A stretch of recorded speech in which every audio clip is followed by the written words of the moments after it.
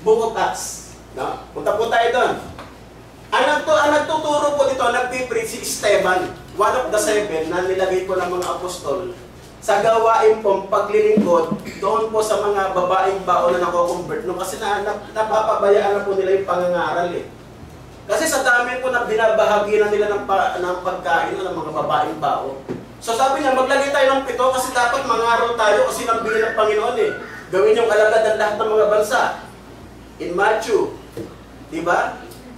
28, 18 to 20. Na sila i-bautismo nyo sa pangalan ng Ama at ng Anak at ng Espiritu Santo. Yun ang napapabayaan nila dahil dumadami na yung bilang eh, ng mga nakakonvert eh. No? Book of Acts chapter 2, 3,000. Pag pumunta ka ng 5, nagkaroon pa ng 5,000 souls baptism. Di ang dami na. Eh may mga nakakonvert pa ng mga babaeng bao. So napapabayaan na nila. Kaya sabi maglagay kayo ng 7. At isa po sa nalagay na 7, si Esteban. Ito po yung pangangaral niya. Bago po siya patayin, stone to death. Ano yung pangangaral niya? Kasi baka pagdating ng bagong tipan, bago na. Tingnan niyo po ha. Ito po yung pangangaral niya.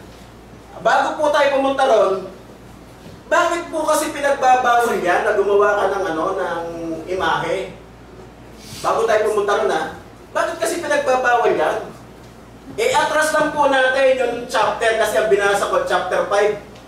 Punta po tayo ng chapter 4 ng Deuteronomy, atras lang natin. 4:15, ito po nakasulat. Bakit? Ingatan nga ninyong mabuti ang inyong sarili, sapagkat wala kayong nakitang anumang anyo. Yung pala kasi ang dahilan. Sapagkat wala kayong nakitang anumang anyo ng araw na magsalita ang Panginoon sa inyo sa Horeb, mula sa gitna ng apoy. Nung magsalita po kasi ang Diyos sa kanila, nung binababa na po yung 10 utos ni Prophet Moises, wala po silang nakitang anumang anyo. Naririnig nila yung boses, pero walang image. Walang anyo. O wala ka nakitang anyo, tapos ngayon gagawa ka ng anyo, gagawa ka ng imahe. Kasalanan hindi. Kasalanan, di ba? Yun ang dahilan. Ang totoo, nakiusap nga si Moises, Panginoon, pwede bang makita kita? Ang ginawa ng Diyos, tinakpan yung mata niya. Makikita mo ako, dadaan ako, pero makikita mo lang likod. Nakuha niyo po yan? Di ba? So, eto po. Punta na tayo ron. Baka pag pumunta na sa AD, kasi Anyo Domini na, Year of Our Lord. Di ba kapag gumagraduate yung mga bata, pag nagbibigay ng high school certificate, college certificate, ang nakasulat, in this year, 1999 o 2025, Year of Our Lord. Yung po ang ibig sabihin ng AD. Year of Our Lord. At yung po yung panahong ginagalawa natin. Baka sa panahon niya, nagbago na. Pwede nang gumawa. Ito po. Ang nagtuturo po si Esteban. In the book of Acts, chapter 7, 38 to 41, ganito po sabi ni Esteban, bago po siya patayin, bago po siya stone to death. Ang sabi niya, ito yaong naroon sa iglesia sa ilang. So ang binabalik niya, yung senaryo doon sa binasa natin na Exodus 20. Nakuha niyo po? Naalala ko nung nasa iglesia ng Diyos pa ako, alam niyo. Ang nakita kong pagkakaiba dito at saka doon. Sa iglesia ng Diyos, patalong-talon yung mga talata. Parang mga tipaglong. Dito po, kung mapapansin nyo, nagsimula ako doon sa pagbaba ng 10 utos. Yung tinuturo din po doon ni Esteban, 10 utos pa rin. Di na to ha. So ibig sabihin isa lang. Ayun po yung tinatawag na hindi ka parang tipaglong, talong ka ng talong. Na ang nangyayari, nagiging topic, pinakbet. Ano yung ibig sabihin ng pinakbet? May ampalaya. Meron pong talong. Ang dami. Ano ba talaga topic mo? Dapat isa lang, di ba?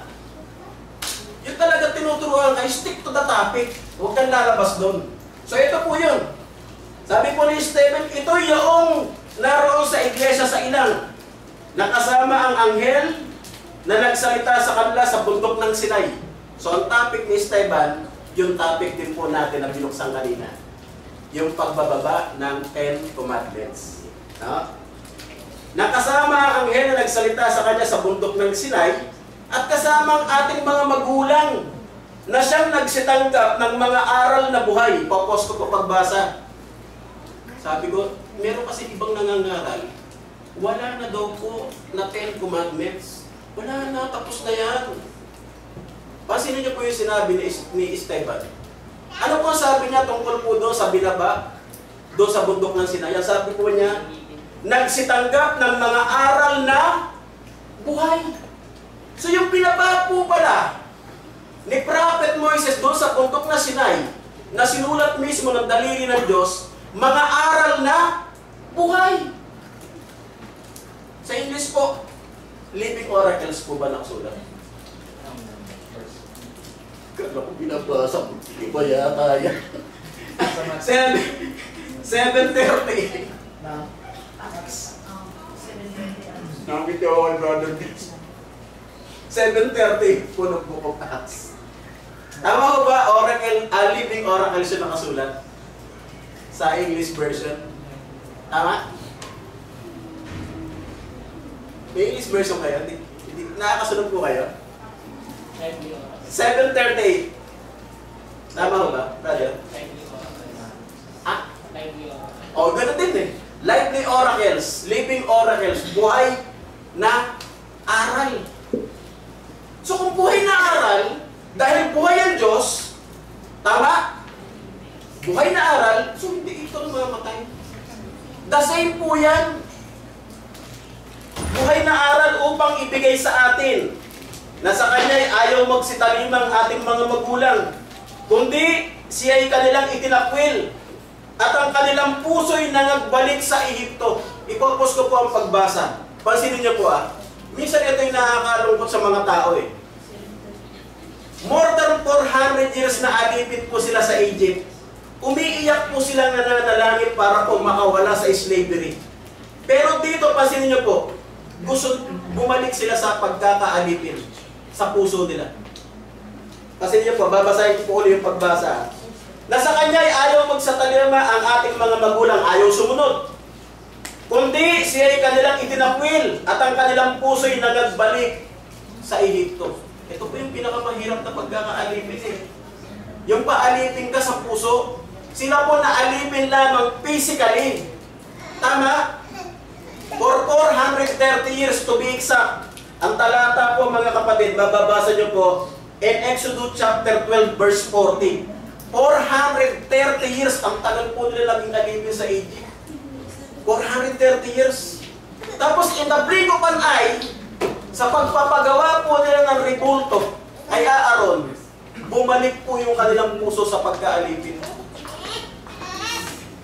Yun. Sila mismo parang ayaw nilang lumaya. No, mga kapatid? At ang kanilang puso'y nangagbalik sa Ehipto sa panong paraan.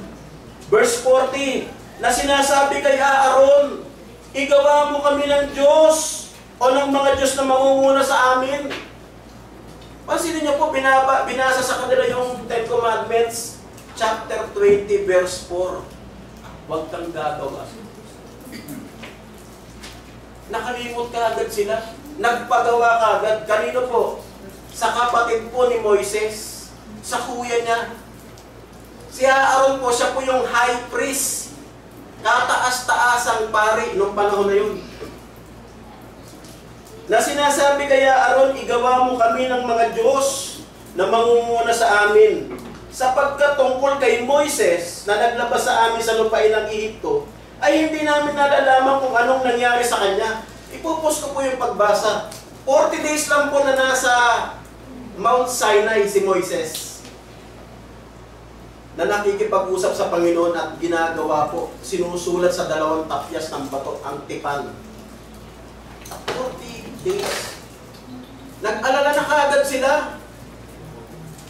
Bumalik na kaagad sila sa pagkakaalipin. Sa parang paraan, nagpagawa kaagad sila ng Diyos-Diyosan. E ano po ang sabi sa Exodus 1? Ako ang Diyos na naglabas sa inyo sa pagkakaalipin sa Ehipto. Malapit na pubutuhan ngayon, di ba? Tama ko ba? This year? Yet. Puso ngayon yung balimbingan. Yan po yung nangyari. Yan po. Alam nila, ang naglabas sa kanila sa pagkakaalipin, ang Diyos na pinakamakapangyarihan sa lahat. Ang Diyos na walang anyo.